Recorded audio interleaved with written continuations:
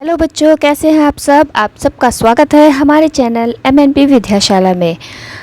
Exercise 5.2 से question number 14 तक हम सॉल्व कर चुके हैं। आज हम 15, 16 और 17 का सॉल्यूशन करने वाले हैं। तो सबसे पहले हम क्वेश्चन नंबर 15 सॉल्व करेंगे। क्वेश्चन पढ़ते हैं। क्वेश्चन नंबर 15, n के किस मान के लिए दो समांतर श्रेणियां हमें दे दी गई हैं और कहा nवें पद बराबर होंगे, यानी वो कितना मान होगा जिसके लिए nवें पद की वैल्यू जो है वो सेम होगी। इस क्वेश्चन को हम सॉल्व करेंगे। तो प्रश्न में जो श्रेणियां दी गई हैं उन्हें हम पहले नोट कर लेते हैं। पहली श्रेणी है जो AP1 लिख देंगे इसको हम, वो हमें दी गई है 63, 65 और 67 इस तरीके से, ठीक है। दूसरी श्रेणी जो हमें दी गई है इसको हम AP2 मान लेते हैं, 3, 10, 17 सो ऑन। क्योंकि हमें n का मान ज्ञात करना है कि किस मान के लिए nवें पद बराबर होंगे, तो सबसे पहले हम दोनों श्रेणियों का nवां पद ज्ञात कर लेते हैं, ठीक है। तो पहली श्रेणी के लिए तो चाहे तो हम ऐसे लिख सकते हैं कि प्रथम श्रेणी के लिए या प्रथम श्रेणी का nवां पद। तो इसके लिए हमें क्या क्या चाहिए? इसके लिए a का मान जो है वो 63 रहेगा, d का मान दूसरे पद में से पहला पद माइनस करेंगे, d का मान आएगा, यानी 65 माइनस 63 2, ठीक है। d का मान हो गया। n तो हमें पता ही करना है। तो पहली श्रेणी के लिए nवें पद का मान जो है वो रहेगा a plus n minus 1 into D. a का मान 63 प्लस n माइनस 1 और d का मान 2। तो ये हो गया 63 plus 2n minus 2, 61 plus 2n, ठीक है। इसको आप समीकरण 1 भी लिख सकते हैं। ठीक इसी तरीके से हम दूसरी श्रेणी के लिए करेंगे। द्वितीय श्रेणी का nवां पद, उसके लिए हमें क्या चाहिए? a चाहिए। दूसरी श्रेणी में a का मान 3 है यानी पहला पद, और d चाहिए यानी दूसरे पद में से पहला माइनस करेंगे 10 में से 3 यानी कि 7, d का मान 7 है। तो an हो जाएगा a plus n minus 1 into D. a का मान 3, n माइनस 1, d का मान 7, 3 प्लस 7n माइनस 7, 7 में 3 गए 4, 7n माइनस 4। इससे अगर हम समीकरण 2 कह दें, क्योंकि प्रश्न ने ही कहा है कि n के किस मान के लिए दोनों श्रेणियों के nवें पद बराबर होंगे, तो प्रश्न के अनुसार हम दोनों को बराबर कर देंगे। प्रश्नानुसार हम क्या करेंगे? समीकरण 1 और 2 को बराबर कर देंगे। 2n बराबर, ये समीकरण 1 है, 7n माइनस 4। तो ये हो गए हमारे पास 2n, 7n इधर आएंगे माइनस के, 4 अपनी जगह पर और 61 इधर जाएंगे माइनस में।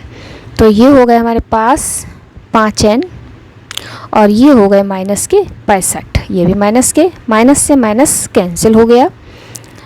यहाँ से n बराबर आएगा 65/5, कैंसिल करेंगे, 5 एकम 5, 5 3 15, यानी कि n बराबर आ गया 13।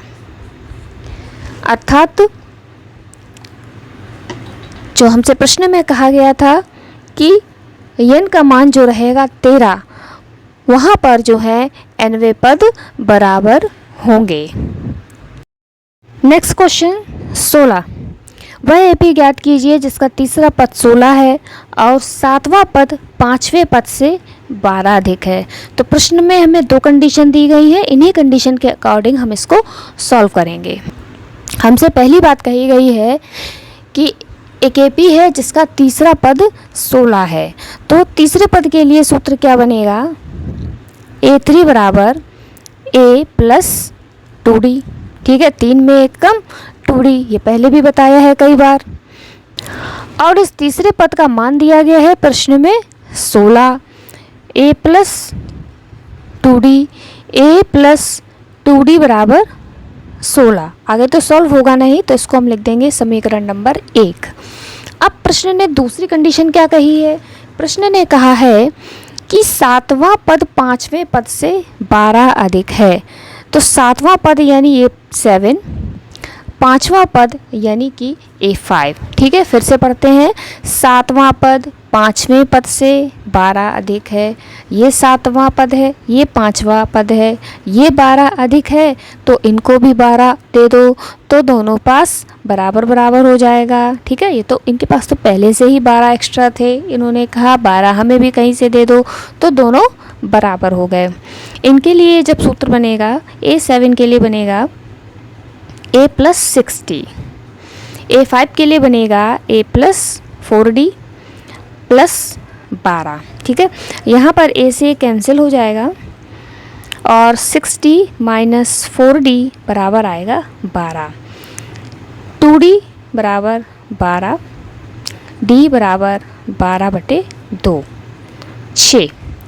D का मान आ गया 6।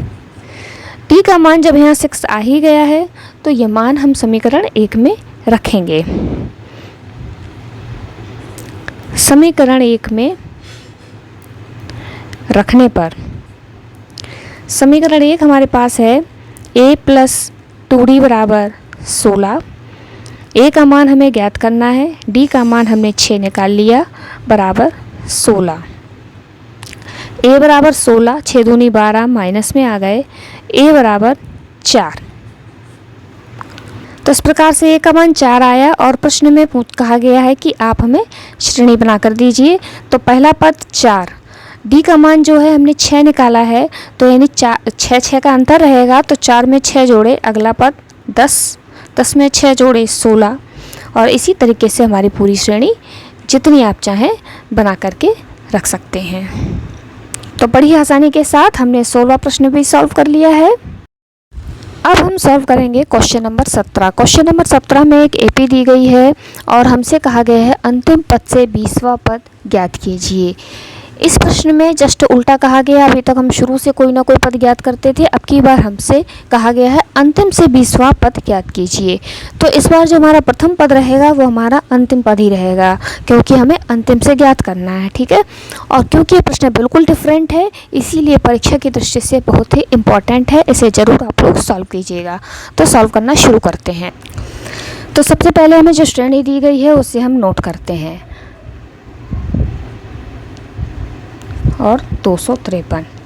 वैसे तो नॉर्मली देखा जाए ये AP का अंतिम पद है, क्योंकि हमें अंतिम से ही स्टार्ट करना है, तो इसको ही प्रथम पद कंसीडर किया जाएगा। ठीक है, तो प्रथम पद इसमें 253 रहेगा और D का मान जो है वो भी नेगेटिव में रहेगा। ठीक है, अब इधर के पद तो हमें पता नहीं है, तो पीछे से आगे वाला माइनस किया जाता है, तो हम यहीं से 8 में 3 माइनस करेंगे तो हमें पता चल जाएगा D का मान रहेगा -5। ठीक है, माइनस का साइन इसीलिए लगा हुआ है क्योंकि हम लास्ट से कैलकुलेशन कर रहे हैं, हमसे अंत से 20वां पद पूछा गया है। तो 20वें पद के लिए फॉर्मूला रहेगा A plus n minus 1 into D। ठीक है, इसको डायरेक्ट A प्लस 19D भी लिख सकते थे। A का मान 253 प्लस 20 माइनस 1 और D का मान -5। 20 में 1 गया 19, चाहे आप डायरेक्ट 19D लिख सकते थे, जैसे कि मैंने कई बार बताया है कि 20 में 1 कम डायरेक्ट लिख सकते हैं। 253 प्लस 19 गुणे -5।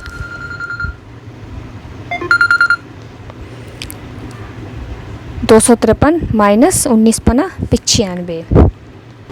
253 में 95 गए तो बचे 158। तो इस प्रकार से हमने यह क्वेश्चन भी सॉल्व कर लिया।